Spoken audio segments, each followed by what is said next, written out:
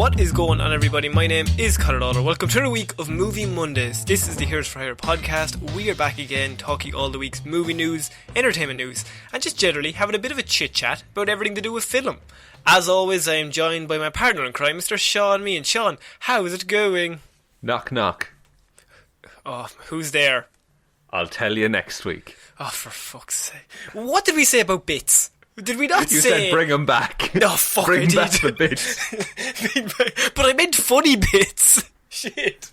It'll be funny next week. So what's going to happen next week? I'm going to say hello, how are you? And you're going to say the next line. And then you're going to say the next line, who? Okay, and then we're going to have to wait another week. Next week we'll find out. Fucking hell. Gotta keep the people coming back, Connor. Yeah, no, lure them in. This is like an episode of the 60s Batman where he's fallen into the shark pit and it's like, tune in tomorrow, see if he survives. He probably will, because, you know. Yeah, he's got sharks character. Got shark's breath, of course. So, Sean, Movie Mondays, we've got lots of news this week. We actually do have news. Now, our big news story of the week dropped literally Monday of last week, Monday at 6:30, which always annoys me because we finished recording. That happens. We finished recording and then literally I go onto Twitter and it's just like, wow, this amazing thing happened. I'm like, fuck. That would have been good. Like, fuck you, Twitter. Fuck you. Well, specifically not the company Twitter. I don't know if they're in charge of when this news is released, but... so we are going to get to that, but we do actually have a bit of news. I was worried that there wouldn't be enough, but I think I wanted to start off with this because I think this is the most Tom Cruise news story of all time. I think I know this story. Yeah. I think I know this story. Here we go. Tom Cruise shooting his next movie in space with Elon Musk's SpaceX. This would be the first ever feature film to be produced outside of planet Earth, Sean. Ridiculous, the times we're living in. Just absolutely unreal. See, Tom Cruise is going to cruise. You know what I mean? Yeah. And it's well established in all of Hollywood that Tom Cruise is a maniac and a lizard person. And he's willing to kill himself for any movie. Presumably, there's a scene where he just gets fucking trapped in an airlock or something. Presumably, they just push him out into space with no suit. Surely. That has to be it. And they're just like, are you sure? No, you'll survive. Trust me. Look, as impressive as just being in space in a space station is, if you're Tom Cruise, you're going outside into space, right? Oh yeah, like, you have a load of space movies where the actor is like just on a green screen. Tom Cruise is never going to be on a green screen. He's going into space. There's no two ways about it. What if it's the same stunt as him, like, hanging on to the side of the plane taking off, but it's the rocket? As it goes through the atmosphere into space. That would be amazing. Wouldn't it be perfect? And he would look like he's Spider-Man in Infinity War, just hanging onto the edge. But he's Tom Cruise. He's Tom Cruise, real Tom Cruise, just hanging on, and they're just like, Tom, do you not need a suit? No, I've got this.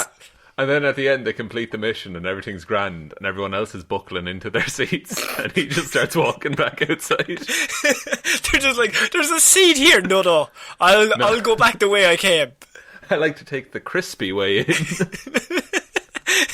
All the flames just all around him. He's just like, he's fire resistant. Lizards are fire resistant. Everyone knows that. Of course, yeah. Yeah. That's why you have salamanders. Of course. So, according to Deadline, Tom Cruise and Elon Musk's SpaceX are collaborating with NASA on a feature film that will be filmed in space. The genre of the movie will be action-adventure, with a hint of sci-fi, obviously. Of course. But it won't be a Mission Impossible movie. Imagine it was. Oh my god. The most impossible mission is to try and breathe in space, to be fair.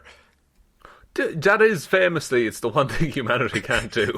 And lick their elbows. Can you not? You can't lick your elbow, Sean. Can confirm. Can't lick your elbow. Muscles are too big. Damn these beautiful big biceps. God damn you. No studios attached to the project just yet. It's still in the very early stages, so there's no other casting or production news for now. All we know is Tom Cruise and Elon Musk are working together to what I can only do is like some weird Frankenstein space movie where Tom Cruise probably suffocates himself to death. It's going to be a mix of, like, Interstellar and Jack Ryan. And aliens. He's definitely going to be like, do we have any monsters? Release them on the ship. Will they go aliens? Will they go like? And I do like. Here's the thing: if he is in space and there's like a story reason for he's in space, he has to be an astronaut. He can't just play his regular guy who's very good at fighting and has a girlfriend who's 21 somehow, even though he's 56. He is a 56-year-old man. That's true. Yes. No, I think he should be crew necks. And he has to have the motorbike on the way up. Space motorbike. Oh my god, the ship is taken off. He's on a motorbike just driving up it. And he has to make it into the cockpit. Yeah, along the ship. And he has to make it into the cockpit just as it reaches the atmosphere and the air goes. And that's a scene. And then the bike like floats away in the background and he salutes it. And the bike has a parachute, but the parachute is the American flag. Oh, so he just perfect. Just perfect. My God. I think this is the worst best idea Hollywood has come up with in a while. And it would be Elon Musk to agree to it as well, isn't it? Yeah, he's just as bad. He is just as bad. He's encouraging him. Yeah. Do it. Come on, Tom. I'll put you in space. Tom, you'll be cool. Put a car in space. Do something fucking mental, Tom. Go on. Die in space. I'm telling you, Tom Cruise will get on that spaceship and he'll be like, do we have any, like, aliens or some sort of zombies? I want them released on one side of the ship. I'll be on the other side of the ship and I gotta survive for the next 40 days. All I need is my wits. Don't you need a gun? No. Just my wits and my Harley. Drop my Harley in here and it'll be alright. And maybe like a telephone cord to strangle someone with. Phones still have cords, right? Yeah, of course. I'm 56. He's very old, to be fair to him. I don't know. When is Tom Cruise going to be too old to just be mental? Or is that something that gets worse with age? I don't know, because I feel like he still hasn't peaked in terms of crazy. We all think he does, but he never truly does. Yeah, no, well look, what did he I think hanging on to the side of a plane as it takes off for 3 shots and then going blind for a few days, I think that's peak Cruise. I don't know if you're going to beat that. I feel that's... Look, it was his peak at the time, but he's clearly surpassed his peak. See, you say that. Well, the next one, what was the last Mission Impossible? He broke his ankle. He fell into the wall and he broke his leg or his ankle or something. Yeah, he did a big old jump and broke his foot, I think. Yeah, and then he just ran it off. That's like small potatoes, I feel, compared to hanging off the side of a taking off plane. I still think the plane takes it in terms of, well, was it not Mission Impossible 2 where he had the knife fall to within like a millimetre of his eye? Was that 2 or 1? Was 2 not that he was did 2. The rock climbing at the start? No, 2 was the rock climbing and he did the knife. Oh yeah, the knife with the steel cable. And it just dropped to within like a millimetre of his eye. They did that in real life, and he had to say, yes, that's a good idea, we should do that. That's dumb as fuck, I don't care. Like, how nervous would you be on set? All you have to do, Tom, is lie on the ground, right? We have this knife that we've done the string perfectly so that it will stop 1 millimetre above your eye. Now, we don't want to be a millimetre out because obviously then your eye will be popped by a knife, but we also want the shot to look cool, so we've given you the least amount of space possible. But also, like, imagine being the dude swinging the knife. Or the guy who did the rope. Fuck. Okay. Oh, shit. And you're just having like a bad day, but you're like triple checking. It's like, did I fucking lock the back door? Fuck, I may check that rope again. Yeah, and I'm looking at a picture of the eye here, and there's a couple of shots. Like, it's from a number of angles. So that would have been done a few times. Yes, all it has to do is go wrong once. But, like, they didn't use a real knife. Like, surely it's rubber or something. No, it's not going straight through to brain if it stabs. See now, you say that. Every other actor would say, let's make the knife maybe foldable, maybe rubber. You think Tom Cruise turned around and said, you know what, let's make this less dangerous? Fuck no. Every scene he's like, how can we amp this up? How can I die faster? He just needs, like... It's like Crank, isn't it? Yeah. That he just needs a little bit of adrenaline every so often. So you put him in space. You put him in space. I want to see what happens. I think we should okay all Tom Cruise movies because I want to see him just do the most batshit stuff. Eventually, one, like, not to put it out there, but like, we all know, like, one of them has to go wrong, surely, at some stage. Yeah, oh, definitely. Like, and it's gonna be sad when it happens, but there will also be this element of, yeah, we really should have not let him do most of that stuff. Oh, just like scratching your head off. That one's on me. That one's on me, guys. Maybe we shouldn't have accepted him driving a Harley up a spaceship as it took off. But it is badass, though. It is pretty cool. It is pretty cool. I think that's why he won't be casting any Marvel movies or anything, because they won't let that shit fly.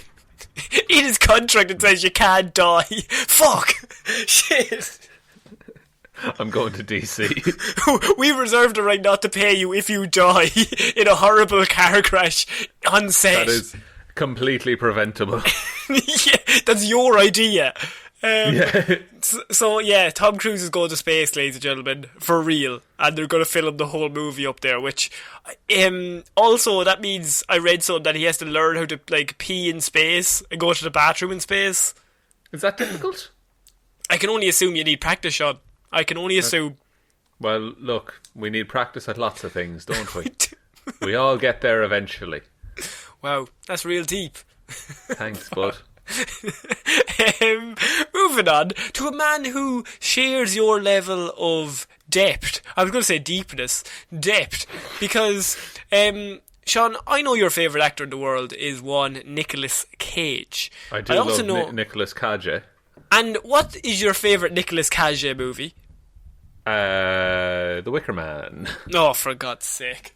No, it's National Treasure 2, Book of Secrets. It is. Well, I did this news report strictly for you, because I found it, and this is for nobody else, but excellent. There was a time when Nicolas Cage basically went on a real-life National Treasure hunt. I'm sorry. Connor, yes. I've never been as engaged by a story. Honest to God, from the get-go. I was like, let's go back-to-back Tom Cruise, Nick Cage. You're going to go back-to-back. Two lunatics, two great actors. So Nicolas Cage is one of the few actors out there that seems to have a life just as interesting as the famed movies he's been part of, Sean. Can we not agree? We can agree indeed. He's already set to star as an elevated version of himself in that upcoming movie, The Unbearable Weight of Massive Talent, next year. Oh, yeah. He's playing himself. It's going to be a real good one. And as it turns out, he also took up his own National Treasure type adventure at one point. You could even say it was a quest. What? Mm-hmm. A National Treasure quest? So, once the face-off actor described a chapter in his life where he went on a quest after reading books and following clues, Sean. Was he, is your next question, is he alright? You're about to ask, is Nicolas Cage alright? Just objectively, given the context of this story, is he okay? Well, let the great man tell you himself. I went years where all I was doing was meditating 3 times a day and reading books on philosophy, not drinking whatsoever. He very clearly says that. Not drinking. Now, the mountain of cocaine, different story. The cocaine and heroin I did to balance me out, fair enough. But the meditating 3 times a day and reading books on philosophy, pretty good. He turned into an art major. That was the first time. That was a time when I almost went on, you might call it, a grail quest. A holy grail quest, Sean. A la Indiana Jones and the Last Crusade. Exactly. I started following mythology, and I was finding properties that aligned with that. It was almost like National Treasure. Of course, that didn't sustain me for long. So he says he had to Not go at all. out. There's only 2 movies. Yeah, not enough. So, of course, he did star in National Treasure 1 and 2, Sean, which are from 2004 and 2007. Sean, what is the story of those movies? Okay, here we go. National Treasure 1. No, Jesus. I just wanted is- a brief outline. Scene 1, Act 1. Okay, basically, it's a treasure hunt set through the annals of American history, with key points in American history being plot points to some grander conspiracy and aforementioned treasure hunt. And then the second one, there's a big city of gold inside Mount Rushmore. It's good stuff. And I've been on tenterhooks Oh, since 2007. You've been waiting. Where does it go from here? So I've got a serial killer board all over my house. So, Nick Cage, he has obviously been a bit strange in his time. He even purchased, do you remember that dinosaur skull? I think that was like for $300,000 or something. Yeah, 'cause he just has more money than he ever needs. He did Con Air. See, you think that, but he buys like loads of dinosaur skulls and hotels and houses, and then he goes bankrupt, and then he does 10 more movies, and then he buys another mountain of dinosaur skulls. The man has a system, alright? He does. He had Superman #1, I think, as well. Yeah, and I think that cost upwards of $1 million? Yeah, no, I think it was like mint condition. It was like ridiculous. So Yeah. back to the Holy Grail story. So as we said, one clue led to another as he was doing his meditation, and it ended up becoming a bottomless manhunt for him. And in his own words, this is what he says. Okay. One thing would lead to another. It's like when you build a library and you read a book, and in it there's a reference to another book, and then you buy that book, and then you attach the references. For me, it was all about, where was the Grail? Was it here? Was it there? Is it at Glastonbury? If you go to Glastonbury and go to the Chalice Well, there's a spring that does taste like blood, says Nicolas Cage. What? This is a quote, John. Fucked. I guess it's really because there's a lot of iron in the water. That will do it, yeah. There's a lot of iron and blood.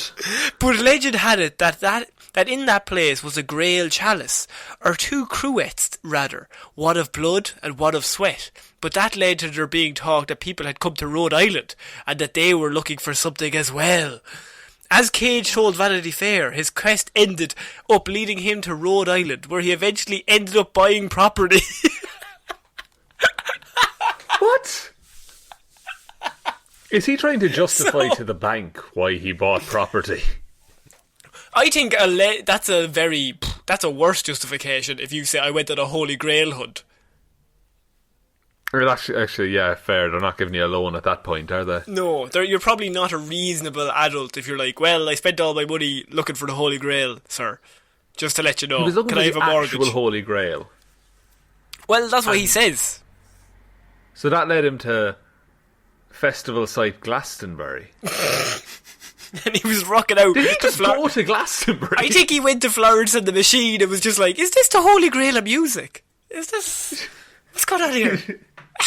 And okay, and then suddenly he's in Rhode Island. Yeah, buying a house. well, the clues led him to Rhode Island, Sean. Obviously. Obviously, sorry. Don't be dumb. And he drank just from a river. He drank from a well, and the water in it tasted like blood. And Look, he thought, that's weird. That's a shit well. Because a well is supposed to provide clean water for the surrounding area. He's telling all of this to Vanity Fair, Sean. Vanity Is Fair. this one of those fucking like YouTube interviews that they do? I don't think they have the time. I think they're short videos. If he started doing this story, Nicolas Cage talks very slow. That's true. Or very fast. Never in between. He can kick it up into fast mode, but I think his go-to state is just like, no, I'm Nicolas Cage, I'll take all day to talk if I want to. And so he eventually ended up buying property at Rhode Island, and with his treasure hunt at a dead end, I end on this, Sean. He came to this conclusion. What I ultimately found is, what is the Grail? but Earth itself. Beautiful.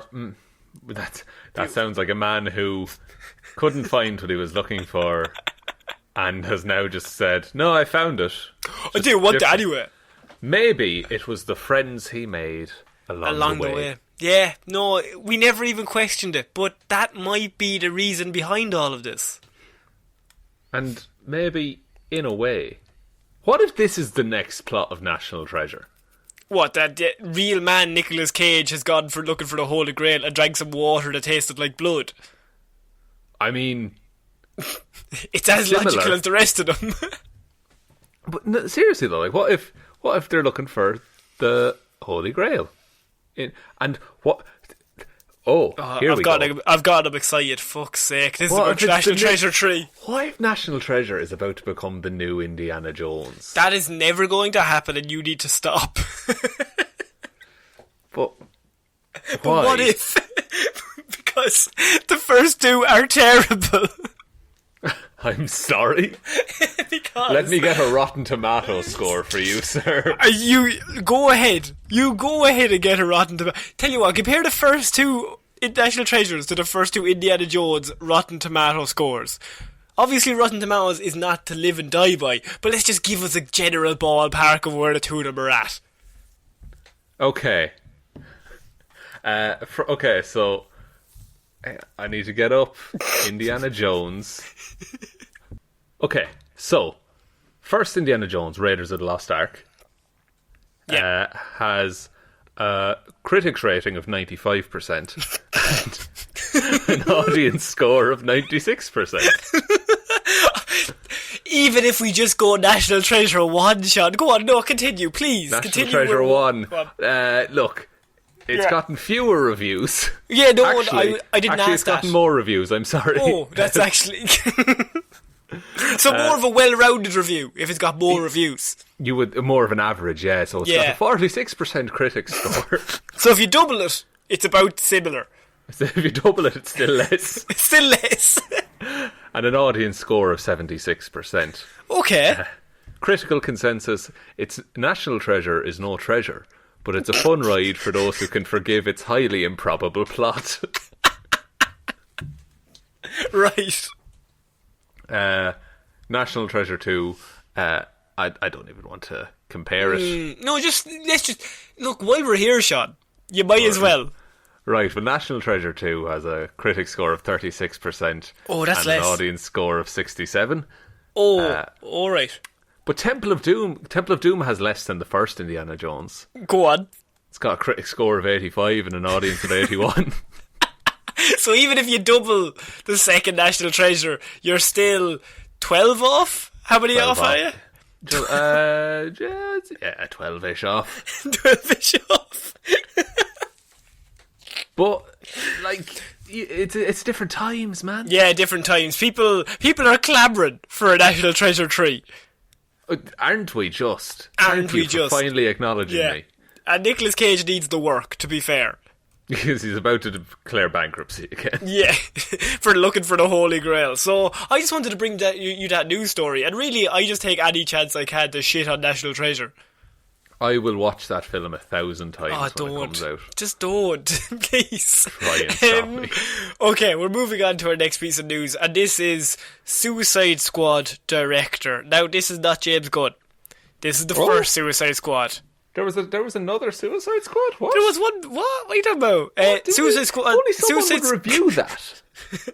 Suicide Squad director confirms fan theory about Jared Leto's Joker. What is this, Sean? I think you'll find it's Jared Leto news. Jared Leto news. It's been a while. It has been a while, my friends. So, Jared Leto, or Leto if you want to be his friend, Jared Leto is one of our heroes here on the show, just because he's not a nice man. But no, he's not. But Jared, he was in Suicide Squad, and he did hours upon hours of weird shit. He sent dead rats. He sent used condoms to Will Smith. He just did general bad workplace environment stuff. But where it really came in was he did hours of work, and he was in the movie for about 7 minutes. Yeah, and it was real hyped about how much of a prick he was being. And then nothing ever came of it. But, Sean, what was the main thing that people instantly disliked about the look of Jared Leto's Joker? Was it the tattoos? It was the tattoos, correct. Well, Jared Leto's Joker obviously was wholly unique to previous live-action incarnations of the character, Sean. He was a modern gangster, covered in tattoos, and wearing and rocking some silver teeth. That's true. He had some sick grills. He did, brah. One of the character's tattoos was the word damaged on his forehead, which becomes visible during close-ups. One fan believed that this was a reference to his past with Batman. Now, normally, all these fan theories, they get thrown out, and people are like, yeah, alright. David Ayer, the director of Suicide Squad, replied to this with the word, exactly. Like, so David Ayer saw it and nailed said, it. oh yeah, that'll be good. You've nailed it. So, obviously, everybody had a big... Not everybody, but I would say at least a good 80 to 90% of people had it like, why does he have damage on his forehead? That's just a bit weird. That's just strange. Well, this fan's theory maybe lets us in a little bit more to what the thought process was. Well, he says, I think that the damaged tattoo is actually pretty ingenious, Sean. Right. But only for those who understand.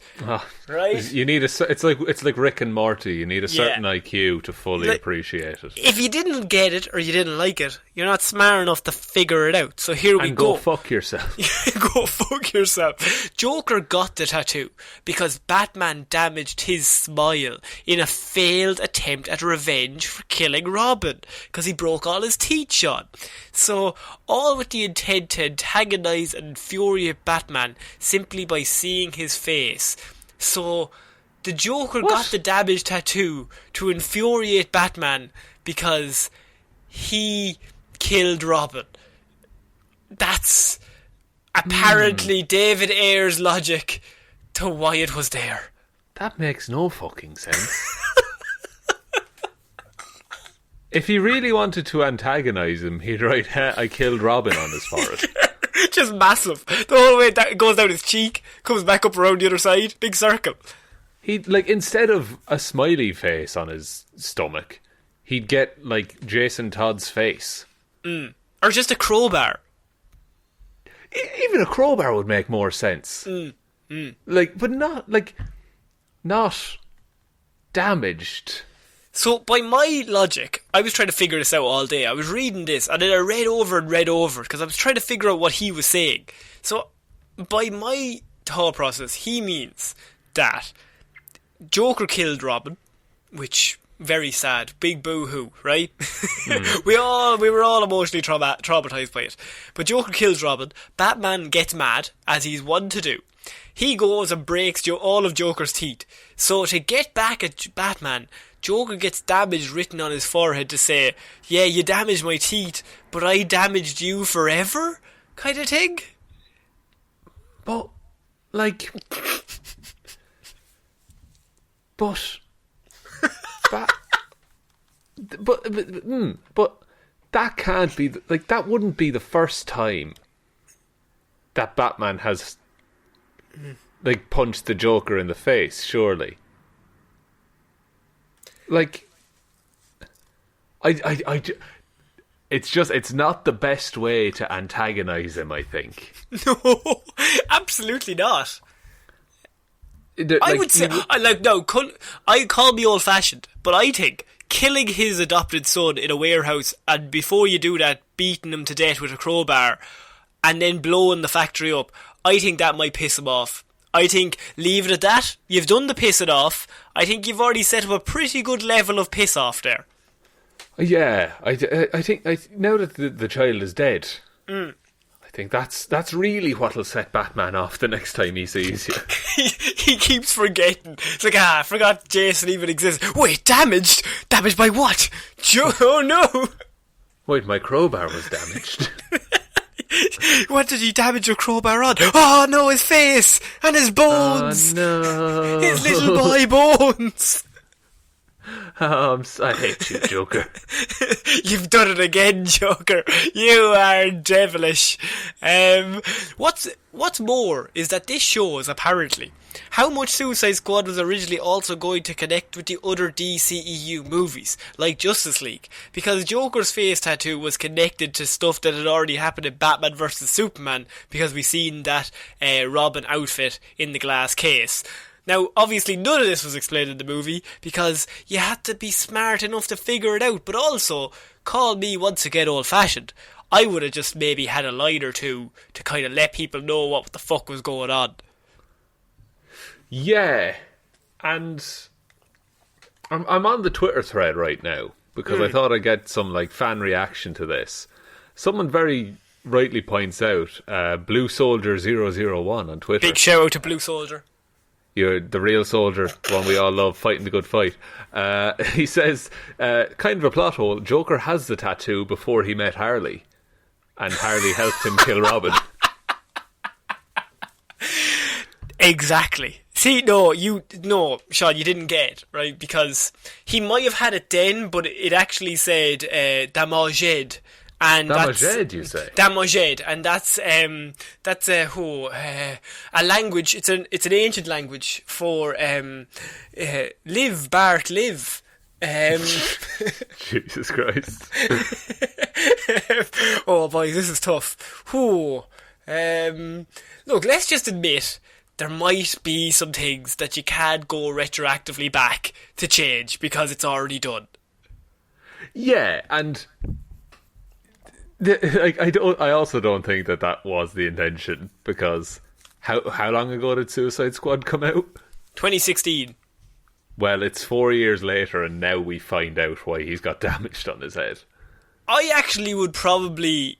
Obviously, I don't care either way, but I just find this funny because, like, if you're going to go that far out with the Joker, like, and obviously it's a very different interpretation of the character, but if you're going to do that, you might as well go all the way and just be like, no, he just has damaged. He just has damage on his forehead. It's a weird fucking tattoo. It's what can you do? But this is kind of like, he wants the damage tattoo, but also, oh yes, links in the bigger world. He doesn't just do it. It's all connected.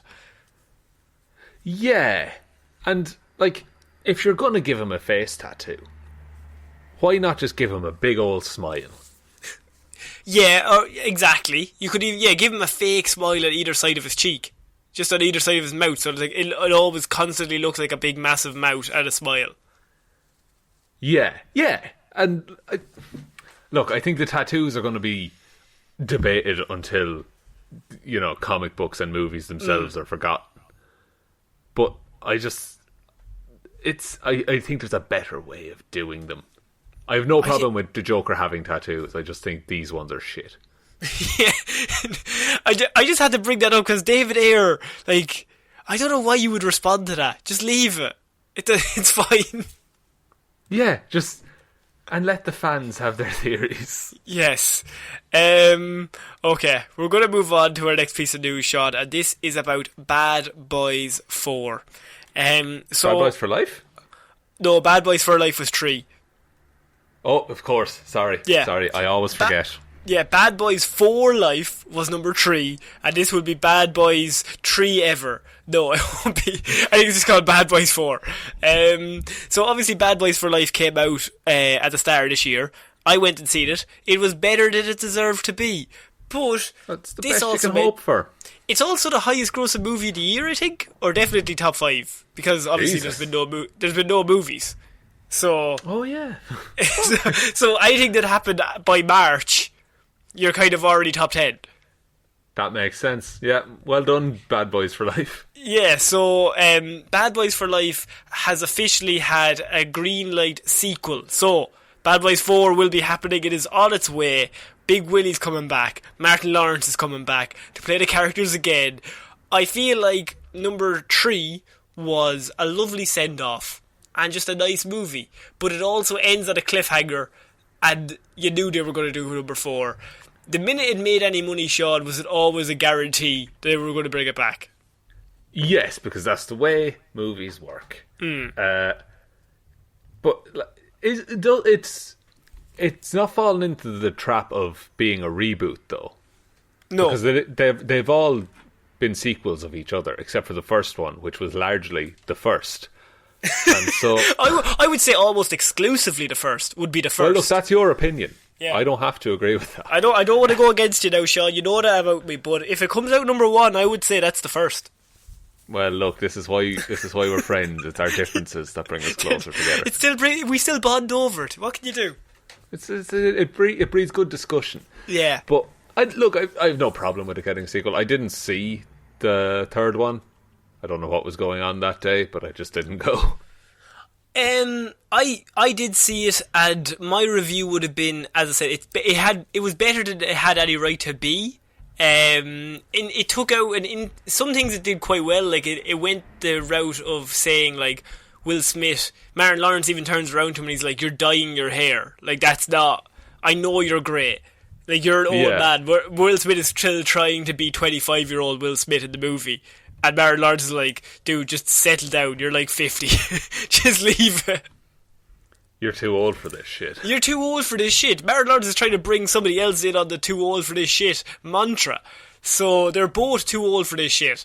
But I think Will Smith, he did an interview when he was promoting Bad Boys, and he was just kind of like, I did a few movies there where nobody's seen, but it turns out if you just do a sequel of stuff that people like, they'll come see that. So I think he's happy enough doing this. Just doing what he does. Maybe he'll come back for Independence Day. BC, he did Gemini Man and Bright back to back, didn't he? He did, which no one saw either of them. No. And they were cool, interesting, but they were not Bad Boys. Yeah, and what had he done before that? He'd done Suicide Squad. Yeah, I think he went Suicide Squad, is it Bright and then Gemini Man? Or he might have done something in between, but I'm pretty positive that was a trio of 2016, 2017, 2019, something like that. Yeah, and now with Bad Boys, he's got a very, successful movie again. Because Will Smith is one of the biggest actors in the world, and it's just weird that, like, to see even the difference between him and Tom Cruise, where Tom Cruise does one bad thing, and Tom Cruise has Mission Impossible. He falls back on that. He does have the fallback franchise. And Will Smith weirdly had Independence Day, but he skipped out with that sequel because he was doing Suicide Squad, because he thought, if I get into the DC, this can't go wrong. What could go wrong, he said. And when did this ever go wrong? And it turned out that went wrong. So he's back to square one in that he just has to kind of do things he's already famous for. Yeah, like I'm looking through his filmography here. Also, they're making a Bright 2, apparently. Oh my god. Yeah. So he had Bad Boys for Life, and then before that, Spies in Disguise. Oh, good. Before that, Gemini Man. Before that, Aladdin. Oh yeah, Aladdin. I forgot Aladdin. And then Bright, Collateral Beauty, which I didn't hear about. Suicide Squad. And then something that you should know a lot about, Concussion. True. That's a good movie, though. That's a pretty good movie. So he win, because that was like Oscar nominated, I'm pretty positive. So he win Concussion, he must have been I'm back. This is Pursuit of Happiness level of Will Smith, I'm back. And then he's had those last 5 movies in a row, and then he was like, right, I'll just do Bad Boys. And guaranteed win, because I think people who go see Bad Boys know what they're getting. You're not expecting the most amazing movie ever, but it's just dumb fun. Yeah, and I think with Will Smith movies, a lot of the time, he's done so much that you don't really know what you're in for with a lot of them. He's going to play Big Will. You know he's going to play Big Will, but am I going to get a Hancock or am I going to get a Pursuit of Happiness? He's either the coolest guy in the room or crying. Yeah, those are his two moods. But he's I don't really think he's good. Ever done one with both. Hitch, maybe. I was crying at Hitch, but I don't know if he meant that. It's just so sweet. Oh, I just love Hitch, you know what I mean? Him and Eva Mendes, they deserve to be with each other, Sean. They just deserve it. What about his wife? No, fuck her. Oh, Jesus. No. Oh, you mean in real life? Not in Hitch. Yeah. Oh, Not sorry. in Hitch. Not in Hitch, no. Well, in real life, Never in Hitch. Stay with your wife.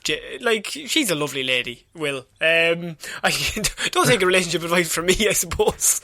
Just make up your own mind, Mr. Smith. Look, Mr. Smith. I just think Big Will needs a win. And Martin Lawrence, I think he's very happy doing very little. I think Martin Lawrence made a lot of money, and he's completely fine just doing Bad Boys. Yeah, and look, do it. I would if I had the option. Yeah.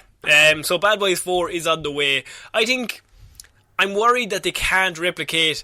I think number 3, I was like, oh, they won't be able to replicate even the fun bit. But I actually thought number 3 was like more interesting because they were older. But now number 4, that even loses that kind of shininess. Like, that's not. You don't get the anymore surprise anymore. You know, No. like you don't have that first initial. Oh shit, they're doing this. Yeah. Just bring the rock in. Bring the rock in and it'll pump it right back up.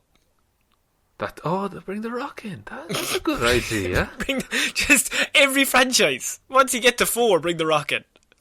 And then just he'll carry you for the next few. He He's will. so strong. He's very strong.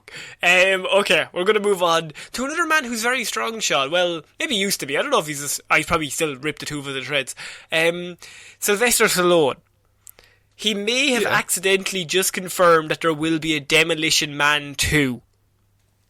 Okay, interesting. Do you like Demolition Man, Sean? Demolition Man is fantastic. I agree.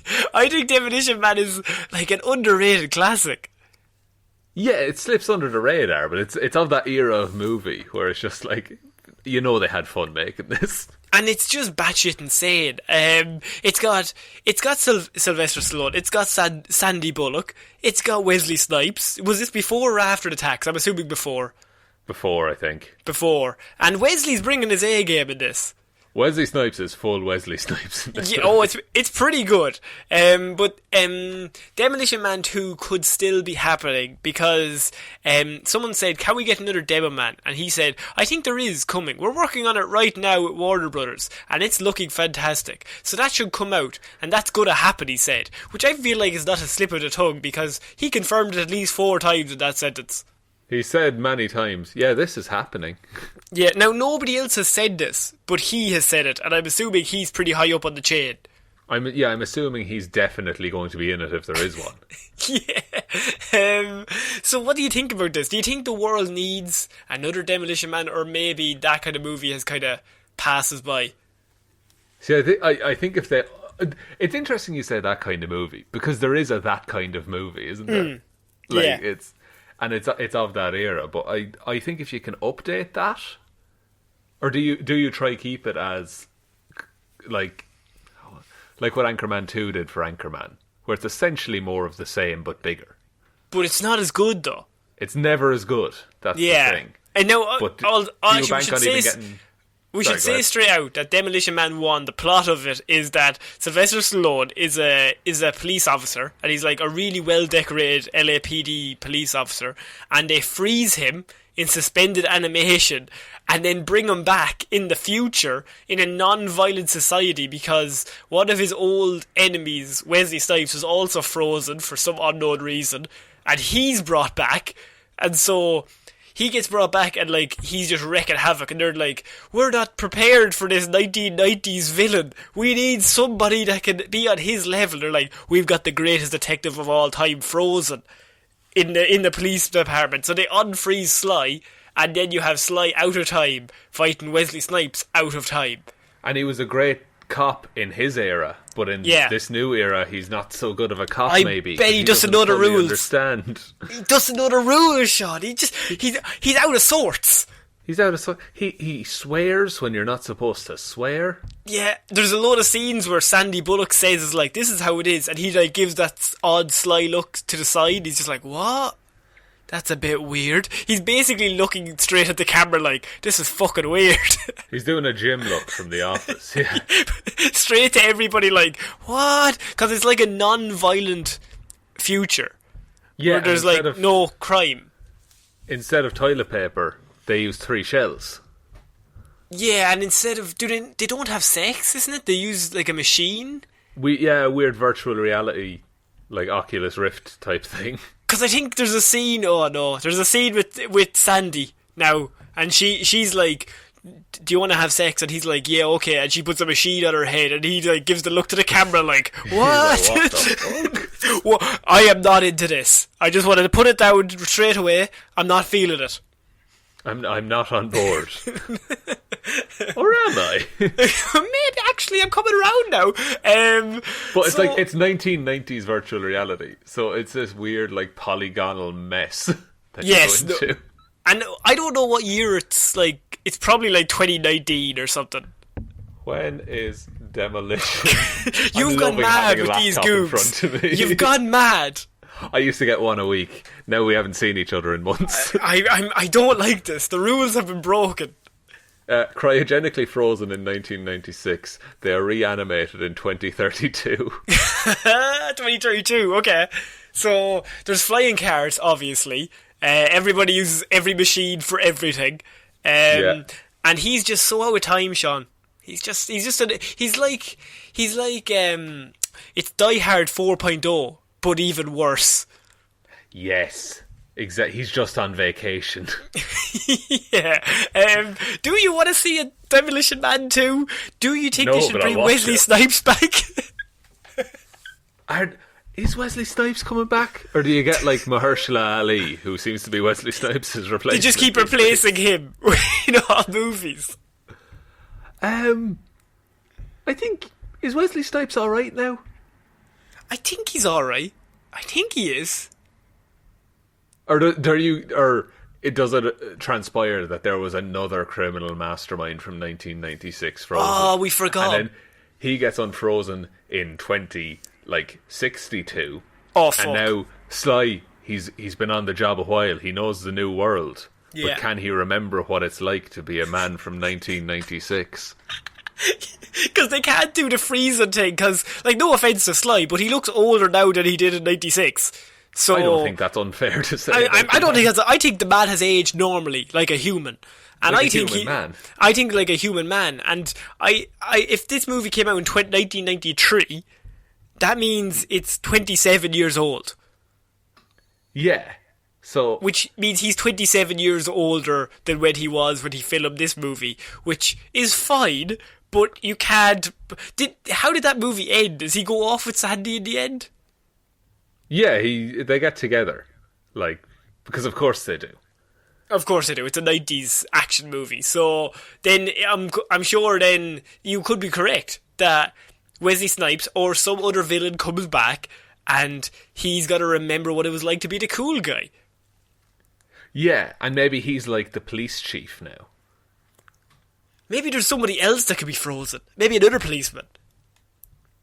Or what if it's an old flame from the past? Bruce Willis.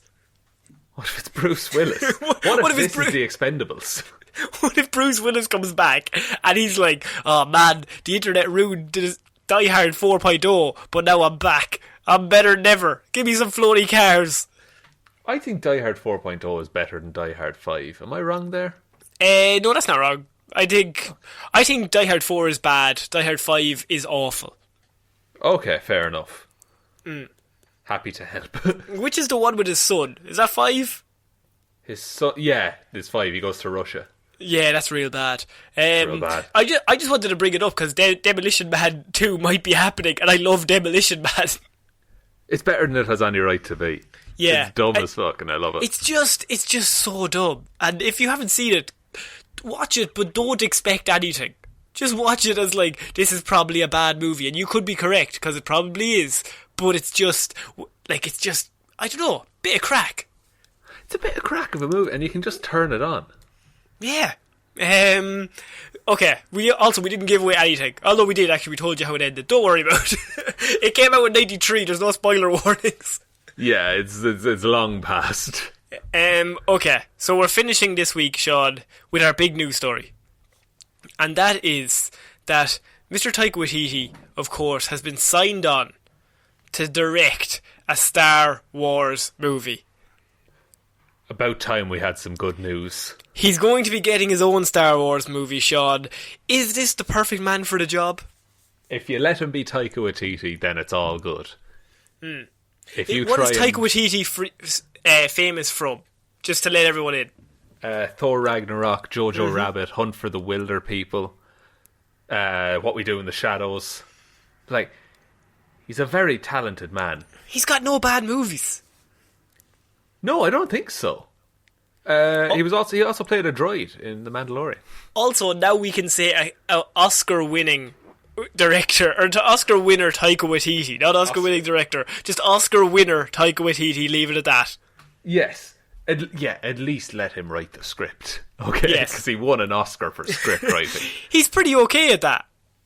Yeah, some would say he's among the best. Some would, if you want to get, like, flimsy about it, yes.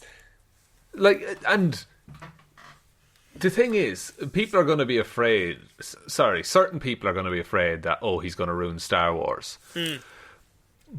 But many would argue that Star Wars has been going downhill for some time. Now,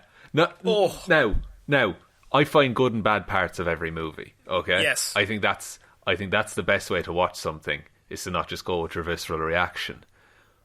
Yeah, I think there are some strong points. There's some bad, like Rian Johnson, number 8. Even like this week, by the way, this was something I read, and I was just like, I should say this to Shaw, just a general passing. But one of the writers of the Clone Wars, I think his name is Sam something, he said that Rian Johnson didn't do his homework on Star Wars fully before The Last Jedi. Now, I was like, I don't know, I don't think so. I think he probably just did a movie that he thought would be good. I don't think you ever go into Star Wars without reading everything to do with Star Wars. Yeah, and how do I put this? You shouldn't have to. No. Especially if you're the one making the movie and you've been trusted to write this movie. But sorry, go ahead. I was going to say just randomly on that Rian Johnson thing. I thought he was like, he didn't do his homework because, like, obviously he didn't do what the people expected or the people wanted. And I was like, I think that means he did like more of his homework than probably is normal, because he had read so much material and he was like, I can go back on this, and surprised them the other way. Whereas he was kind of thinking everybody else was on the same level of knowledge he was. Yeah. But the problem with Star Wars is you're writing it for everybody. That's the thing. And no one wanted the first Star Wars until they got it, is the thing. And I get that's a hard act to follow, and it's not something that you can do every movie. Would you say that the first Star Wars came first? Oh, Phantom Menace is the first Star Wars, yeah. Jesus. First one I recognise. Down with the patriarchy.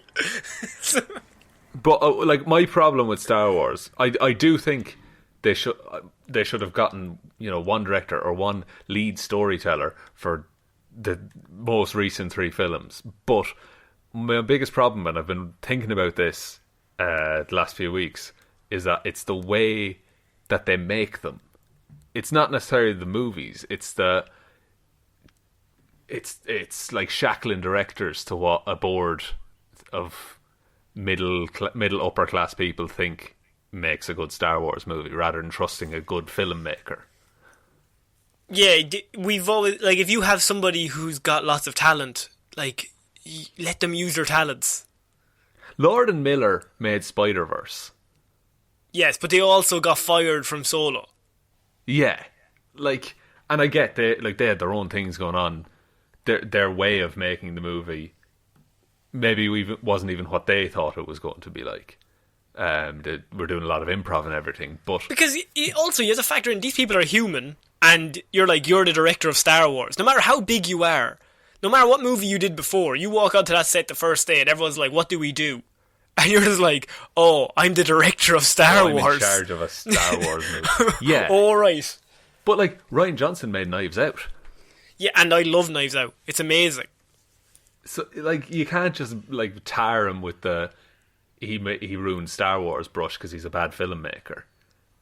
Like, he is not the sole person responsible. No, it has to run through at least 50 people before that movie gets put out.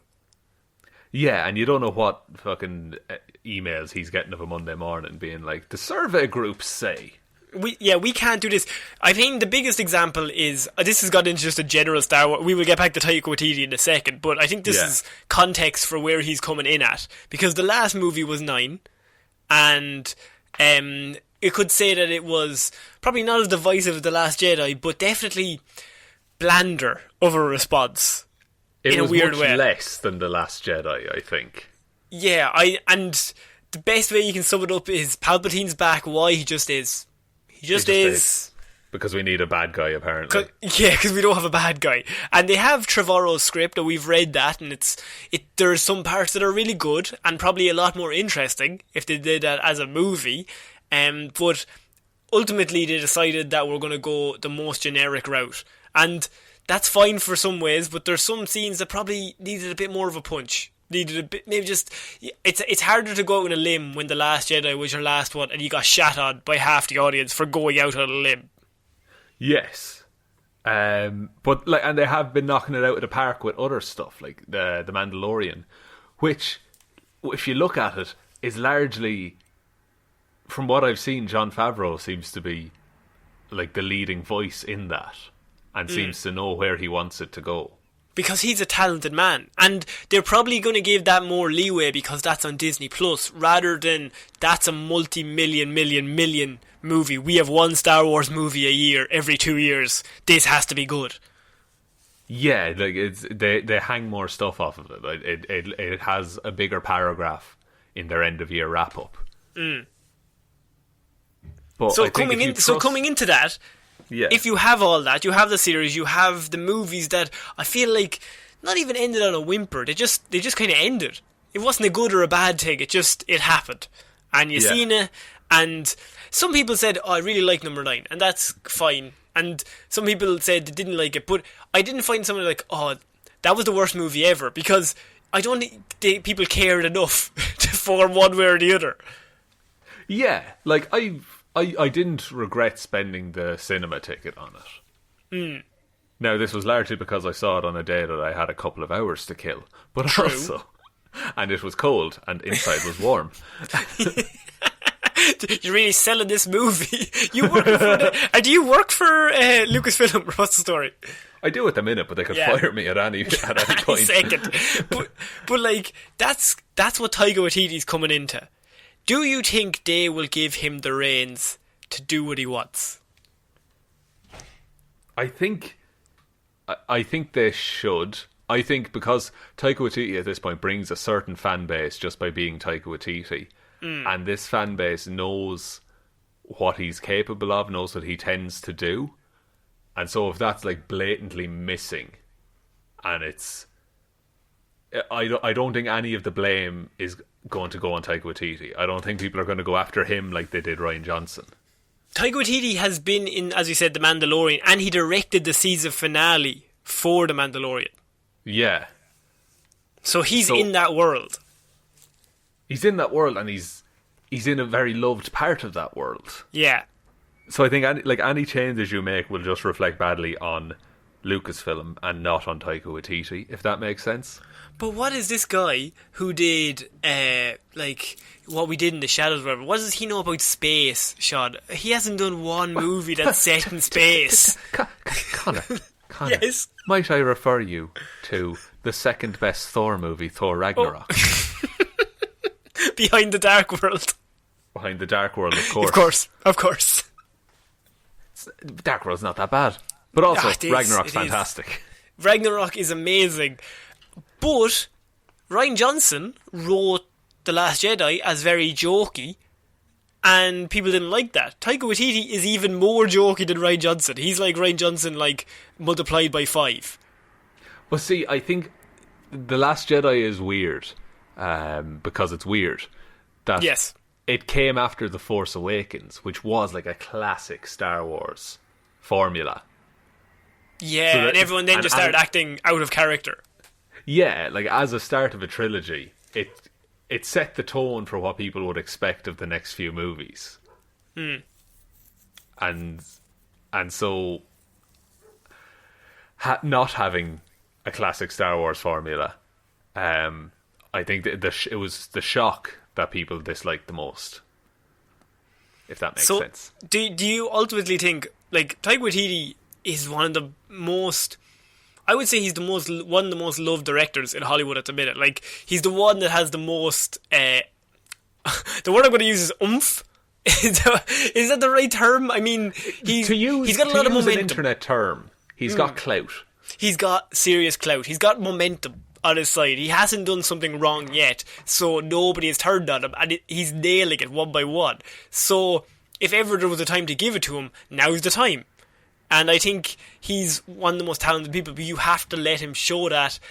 If it's a half Taika Waititi, half done in a studio, I think you get neither, because then Taika Waititi's world kind of makes no sense, and the Star Wars stuff probably won't make much sense either.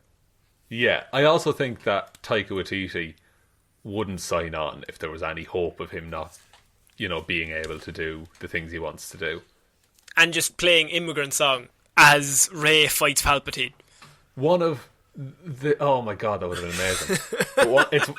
He's one of the 2 people to get Immigrant Song in a movie. Who's the other one? School of Rock. Oh yeah, Richard Linklater. Yeah, that's a good cast. It's good. School of Rock and Thor, not the Dark World. Jesus, oh my god, not the best Thor. No, it wasn't thinking of it. Yeah, it's in my mind. Ragnarok. So Taika Waititi is on. We have no further details in regards to what the movie's going to be about, where it's going to go. But Sean, like, where would you like to see him go? And is it future or is it before all of this? See, it's odd. Because the best part of Star Wars, in my opinion, is all the shit that happened before the movies. I've said this before. Yes. Maybe he does. First of all new characters. Don't have anyone that ever existed. But they're all called. At a push. But they're all called Skywalker. We have to find a Skywalker. Yeah, or at absolutely. least I want him to set up a ham-fisted reason for someone to say, "He who walks the sky." I want everyone to be Skywalker. Everybody. And we're also in an interesting place in that all of the clone troopers are from New Zealand. Oh my god, yeah. Holy shit. Yeah, so just find the New Zealand planet and just set it there. And he would do that. He's like, I'm not flying to America. We're going to film it outside my house. Yeah, I'm gonna stay on the porch and just yell through one of those big cones. Did you they all not? can act. They filmed Ragnarok, was it in Australia or New Zealand? I don't know. It was in one of them. They didn't film it in America, because obviously Hemsworth is from Australia as well. So like, they're just like, they were probably just New Zealand and Australia were like, we'll pick a point in the middle. We'll just go to that. Yeah. And we both will have a short haul flight to work. Tessa Thompson and everybody has to fly from America to there. It's like, will you come to us? We have the director and Thor. So what's going to happen here, lads? Yeah, I'm really excited, because if I was to pick a director in the world that would get me excited for any Star Wars movie, Taika Waititi would probably be number 1 or number 2. Yeah, well, apart from George Lucas, of course. Well, look, I want to hear about the sand. You know that about me. I love sand. But other than George, do you think Taika will have the balls to write a character who just fucking loves sand? I think he'll specifically pick somebody called Skywalker who just loves sand. Sand Skywalker, they'll call him. Sand Skywalker or Sky Sandwalker. Sky Sandwalker. He's just going on about, and he's really, really coarse. Really. Oh, he's a gritty boy. And he gets everywhere. He goes, every scene he's just in the background. He gets everywhere. Hello. That's what he sounds like. I voice him, actually. Oh, jeez, very well done. So I think that's it for this week's Movie Monday, Sean. I mean, Taika Waititi directing his own Star Wars movie is a nice way to end any week. Oh, absolutely. And I'm also glad that we have news trickling back in. I was surprised. I was surprised as anybody. Let's see if it lasts. Let's see. Might not be next week. We'll have to really tick on our feet. But this week there was news. So, Sean, would you like to take us out, please? No, I won't actually. I'm just going to cut. Okay. I'm going to do a hard cut. Yeah. And then if you listen real quietly, you'll hear the end of that joke I told earlier. What joke was that? Oh, well, I said knock knock. Yeah. But you said not wait till next week. Is this like, if you play this episode backwards, it'll actually tell the joke? No, I'm rebuilding the hype for next week. Oh, right, sorry. I do apologise. You didn't tell me. I'm not picking up what you're putting down. It's grand. Look, this is why we do knock knock jokes and not improv. It's very hard to improv a knock knock joke. Really, you start. Oh, fuck, shit. I can really only go one way. Look, I've limited you, and I'm sorry. Yeah. So we'll deal with this off mic. Yeah. Thank you everyone for listening to this episode of Movie Mondays. We'll be back on Wednesday with Weird News Wednesday, Friday with Hero or Zero, and next Monday with another episode of Movie Mondays. Big thank you to everyone who supports us over on Patreon, patreon.com/sharesforhire podcast, or there's a link in the description. Those wonderful people include Alexander Williams, Ciara Lawler, David Clarke, Ed Ball, Joe Burney, Ray Ging, Roisin Hally and Ryan Evanson. You guys are all heroes. Thank you very much. Just seriously, it's really nice of you to support the show in the way that you do. Thank you, guys. Thanks everyone. The best way you can ever support the show is by telling one human being that we exist. Just you had a one week to tell everyone you know, but we're back to one now. Yeah. And I'll be breaking kneecaps if I hear anybody telling two. His own kneecaps. My own kneecap. You don't want me to do that. Yeah, like, my kneecaps are lovely. You got 2 chances. After the first one, I'm like, guys, please, seriously. For the love of God. And the best way you can support the show also is by telling one human... I've said that, but you can like us on iTunes, rate us on iTunes, review us on iTunes, slate us on iTunes. You do whatever you want. Just it helps us up the rankings, gets us in front of more ears. That's all I can do, lads. We're on all the social medias. They're all in the description. I'm getting desperate. You're kind of floundering here, aren't you? Well, flounder is a strong, true word. Shitting myself would be more apt. Absolutely cacking it. So, I've been Ciara Lawler. I've been Sean Neal. I'll see you next week, guys. Bye. Bye.